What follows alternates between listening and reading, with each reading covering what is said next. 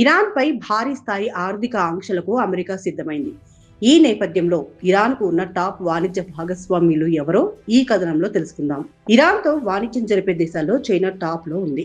ఇతర దేశాలతో పోలిస్తే అత్యధికంగా ముడి చమురును ఇరాన్ నుంచి దిగుమతి చేసుకుంటోంది. ఇరాన్ ముడి చమురు ఎగుమతుల్లో 90% చైనాకు చేరుతున్నాయి. ఇరాన్ మౌలిక వసతుల ప్రాజెక్టుల్లో కూడా భారీగా పెట్టుబడి పెట్టింది. 2025లో ఇరు దేశాల మధ్య వాణిజ్యం $9.96 బిలియన్ నిలిచింది. అయితే వాస్తవ వాణిజ్యం దీనికి 3 రెట్లకు పైగా ఉంటుందని అమెరికా చెబుతోంది. భారత్ కూడా గతంలో ఇరాన్ నుంచి చెప్పుకోదగ్గ స్థాయిలో ముడి చమురును దిగుమతి చేసుకునేది.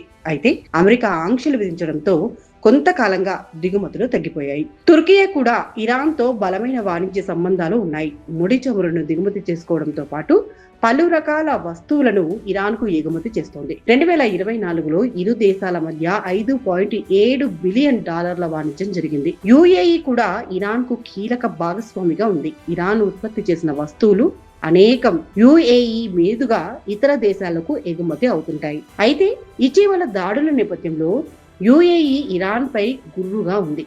మునుపటి వాణిజ్యానికి చాలా వరకు బ్రేకులు పడ్డాయి. తన విద్యుత్ ఇంధన అవసరాల కోసం ఇరాన్ ఇరాక్ పైనే అధికంగా ఆధారపడుతోంది. 5 ఏళ్ల పాటు సహజ వాయువు సరఫరా కోసం ఇరాక్ 2024లో ఇరాన్తో ఒప్పందం కుదుర్చుకుంది. ఒకప్పుడు యూరోపియన్ యూనియన్ కు ఇరాన్ కు మధ్య చెప్పుకోదగ్గ స్థాయిలో వాణిజ్య సంబంధాలు ఉండేవి. ఆంక్షలు అమల్లోకి వచ్చాక వాణిజ్యం చాలా వరకు తగ్గిపోయింది. అమెరికా మరిన్ని ఆంక్షలకు సిద్ధమవుతున్న నేపథ్యంలో ఇరాన్ కు ముడి చమురును ఎగుమతి చేయడం మరింత కష్టంగా మారింది. బ్యాంకింగ్ రంగంతో పాటు షిప్పింగ్ రంగంలో కూడా తీవ్ర అడ్డంకులు ఎదురుకానున్నాయి.